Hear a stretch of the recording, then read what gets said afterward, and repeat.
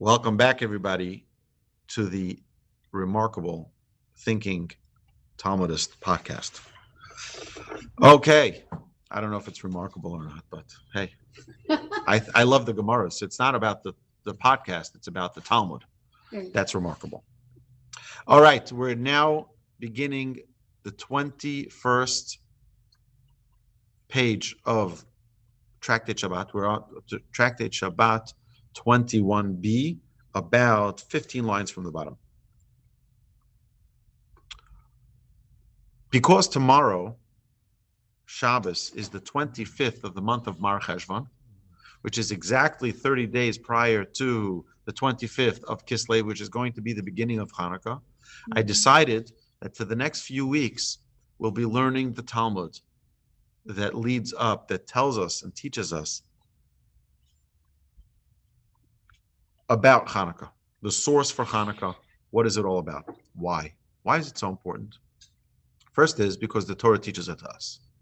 But secondly, because too many times I've heard from students here at the Torch Center talk about how their rabbis, respectively or unrespectively, have talked about that Hanukkah is just a myth and Hanukkah is just a fairy tale, and just like Xmas is just a fake and there's no such a thing as Santa and all of that nonsense, so too Hanukkah is just a fairy tale, and therefore I feel that it is prudent and a responsibility for us to correct those mistakes and to talk about it and to see the source and not be ignorant and stupid about not knowing what our heritage is all about. So lahavdiv aleph alpha avdos, to never compare between holy and unholy. So the Talmud here begins, my Chanukah. What is Chanukah?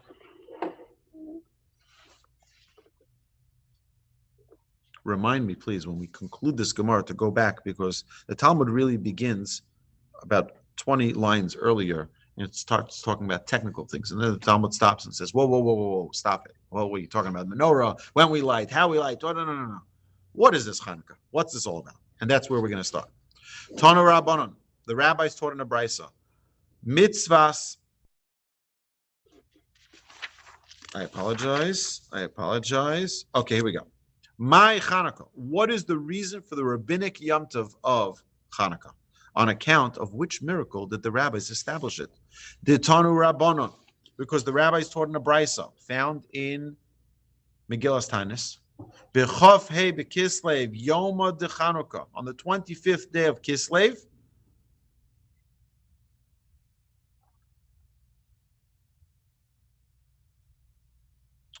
On the 25th day of Kislev, the days of Hanukkah commence.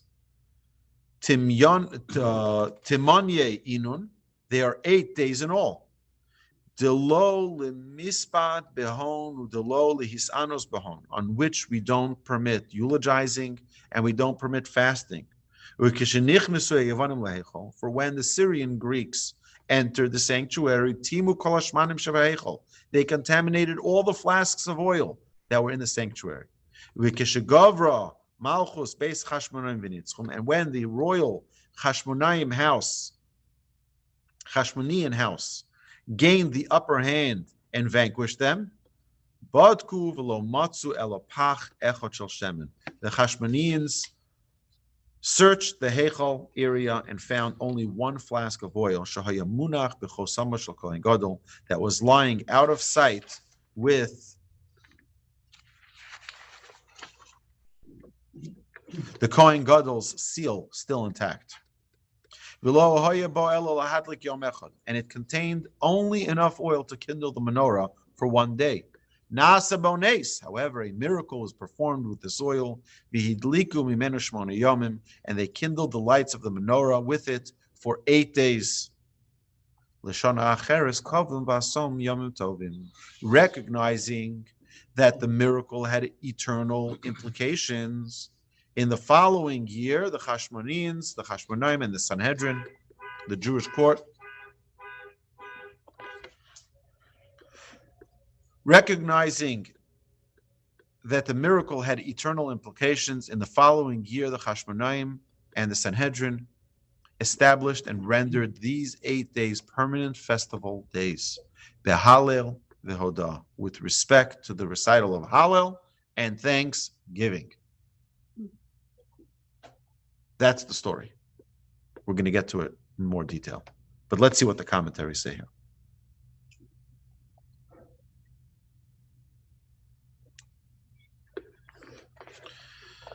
This is when, after 3 years of fighting, the Chashmonaim expelled the Syrian and Greeks from the temple environs. The recapture of the temple and the miracle of Hanukkah occurred in the years 3597, which is 165 BCE. The war would continue for another generation until 3621 from the creation of Adam, which is 140 years BCE, when the Sanhedrin and the people proclaimed Shimon, the last surviving son of Matisyahu ben Yochanan, their prince. The Gemara's question here, what is Hanukkah, seeks to identify the miracle that was the basis for the establishment of the holiday. The commentators also discuss the origin of the name Hanukkah in this connection. Megillas Tanis and Pitko Rabasi and Psikta Rabasi link the name Hanukkah to the rededication, which is called Chinuch, of the altar that took place after the retaking of the temple from enemy hands. Others interpret Hanukkah as a fusion of two words. Chanu, they rested. Ka, on 25. Chafhei is 25, the 25th day of Kislev. An allusion to the Chashmonaim's victory in battle. Maharsha also cites Bereshis Rabbah, stating that the construction of the tabernacle in the wilderness was completed on this day, although it was not dedicated until the following Nisan. So if you remember, when we talked in the Breakneck Through the Bible class, we discussed how after Moses descended from the heavens, after the Jewish people sinned with the golden calf, Moshe went back up and he descended on Yom Kippur, and he said, the Jewish people, you have been forgiven by Hashem, because Hashem declared, Vayomer Hashem salachti kidvarecha. That was on Yom Kippur. The following day, Moshe says, okay, we need to have a physical resting place for God in this world, in our midst, so that we don't, God forbid, fall into idolatry. We're building a tabernacle. We're building a temple. And the Jewish people donated money, and all of the plans, everything was constructed and ready to go on the 25th day of Kislev. The 25th day of Kislev, they were ready to go. Now, it wasn't actually implemented and established in the temple till the beginning of Nisan, which actually started on the 23rd day of Adar, and every day they put up part and took it apart.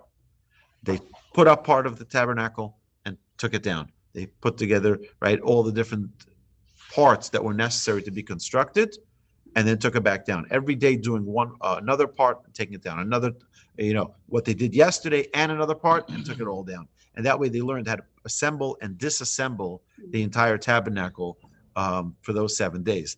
On the last day, which was Rosh Chodesh Nisan, the seventh day, that's when they assembled it, the entire tabernacle, the entire temple that they had, which was a traveling temple, and then it stayed erect and ready to go.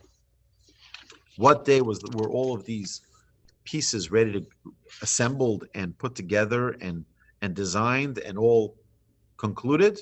That was the 25th day of Hanukkah, which is our sages tell us, and we mentioned this many times, every day in the Jewish calendar has a certain power to it. So this 25th day of Kislev, where all of the vessels, where all of the components of the tabernacle were concluded in their construction, that's the day of establishment for the Jewish people. Even though it wasn't put into action till a few months later. The Talmud now continues. The commentaries continue. The rabbis decreed that heathens impart the tumah of the zav through direct contact. So someone who is a heathen, when they touch the oil, it renders it impure. However, the intact seal of the Kohen Gadol indicated that the Greeks never even spotted this one flask. For had they done so, the prestigious seal would have suggested to them that the flask contained gold or precious gems, and they would have broken it. Hence, the Chashmonaim were convinced that this flask contained ritually pure olive oil, which was fit for burning in the temple's menorah. Citing a ruling from the Torah's Kohanim that allows the use of tameh oil, impure oil, for kindling the temple menorah. Right? So why is it such a great miracle? You could just use for the temple impure oil. So what's the big deal? It's such a big miracle. Oh, because you had one pure one which lasted 8 days. Okay, you could have used impure. You didn't need such a miracle.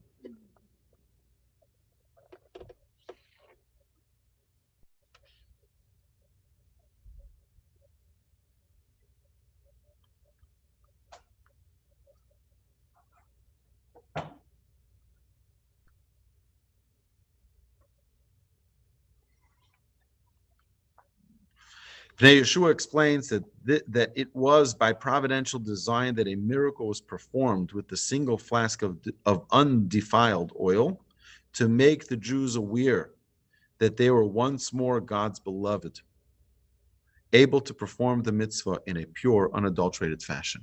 This was God showing them. But there's another reason for it. And the other reason is because when you are at the beginning of something, it is the most critical time for everything to be in the utmost purity. They're reestablishing the service in the temple after a while that it's been desecrated by the Greek,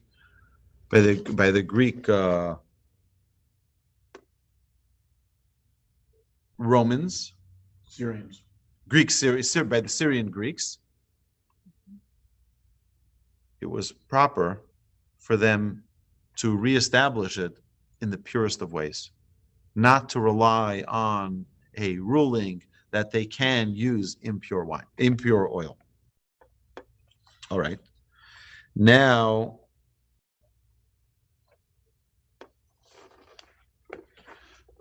Talmud said that they took 8 days. It lasted 8 days until other ritually pure oil was obtained. Other oil was located in a place that required a 4-day journey to reach. Meiri identifies this as the city of Tekoa in the tribal portion of Asher, based on Mishnah in Menachos. Hence, the oil from the single flask continued to burn miraculously until the round trip could be completed, which took 4 days there, 4 days back. That's 8 days. Alternatively, since all the Jews were presumed to be contaminated with corpse tumah, because if someone comes in contact with a deceased body, with a corpse, they are rendered tameh, impure. As a result of the fighting, 7 days were required for the purification, and an additional day was needed to crush the olives and process the oil. And the last of the commentaries here says, no, actually there are 2 more. So the Beis is a very famous question of the Beis Yosef. I guarantee you, in 1 month, we're going to have Hanukkah. You're going to hear this question 100 times. Every rabbi is going to ask the same question. It's the Beis Yosef's question. What is that? What's the miracle of 8 days? It should be 7 days.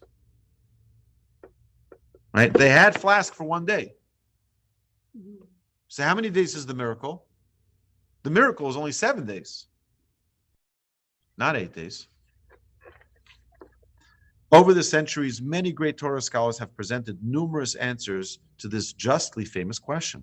Beis Yosef himself offers the following 3. The Chashmonaim divided the holy, pure oil into 8 parts and poured only 1 part into the menorah's cup each night.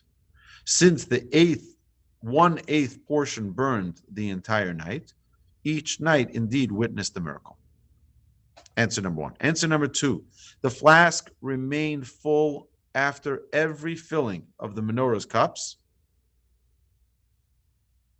Hence, it was evident even on the first night that the miracle was occurring. And number 3, on the first night, the entire contents of the flask were poured into the cups, and the menorah's lights burned all night. Nevertheless, the cups were still full in the morning, and so it happened each night. Hence, a miracle occurred on all 8 nights. So it wasn't just one night there was a miracle. There are only 7 nights that there was a miracle. It was actually 8 full nights there was a miracle. Meiri writes that on the first day of Hanukkah, we pronounce blessings for the miracle, and we pronounce blessings for the miracle of our deliverance from the Greek oppressors, and also as an expression of thanks for the discovery of the single flask of undefiled oil.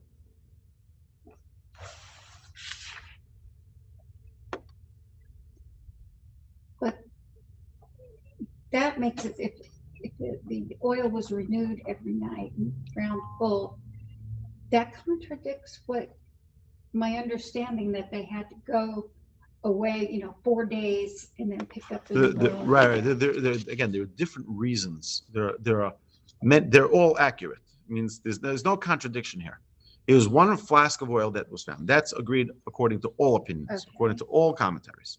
The question is, what's the miracle of 8 days? It's the miracle of 7 days. He's saying, no. If they filled it up completely on the first day, completely, they filled up the menorah, and the next morning they come to refill it, and it's still full. Mm-hmm. That's a miracle.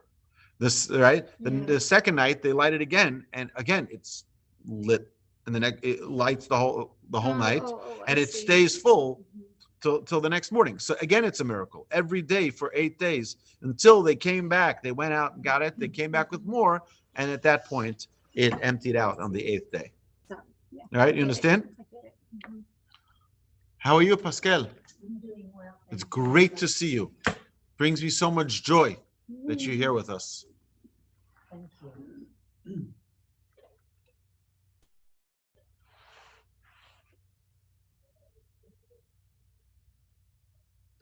Okay, Al Hanisim. So we add a few things in our prayer during the 8 days of Hanukkah. One of them is Al Hanisim, is where we thank Hashem in the Thanksgiving section of the prayer, where we say Modim, we thank Hashem. So there's a special thanks that we say for Hanukkah, which is on all of the miracles that God has bestowed upon us. However, the sages did not enact a prohibition on creative labor on these days. Like we have on Shabbos, we have a prohibition of doing any type of creative labor. On Hanukkah, we don't have that. The Maharam of Württemberg points out that the Brisa omits any mention of feasting on Hanukkah. On Purim, there's a mitzvah to have a feast. All holidays, we know there's a mitzvah to have a feast. On Hanukkah, there's no mitzvah per se to have a feast. The Lavush explains that Hanukkah differs in this respect from Purim, where feasting is an integral part of the festival because of the nature of the event commemorated. The festival of Purim celebrates the deliverance of the Jewish nation from physical annihilation. Hence, the celebration takes a physical form. In contrast, the Syrian Greeks sought not the physical destruction of the Jews, but their spiritual obliteration. King Antiochus demanded that they reject the Torah and their beliefs. Appropriately, therefore, the celebration of their deliverance expresses itself in spiritual ways, in the lighting of lamps and in the recital of Hallel and the Al Hanisim, which is giving praise to Hashem. So our connection on Hanukkah is very, very different than Purim. Purim, they wanted to kill us physically. So we celebrate in a physical way. On Hanukkah, they didn't want to kill us. They just wanted to defile us. They wanted us to leave our Judaism. That we celebrate in a spiritual way. Fire is the most spiritual thing we have in this world. Ever notice that? Yes. Fire is the most spiritual thing. Why? because fire is also physical and spiritual. There is nothing to hold on to in fire. It's not there. You can put your hand right through it. As kids, right? We put our hand through the fire and look, nothing happens. But yet we feel the heat. We know it's there.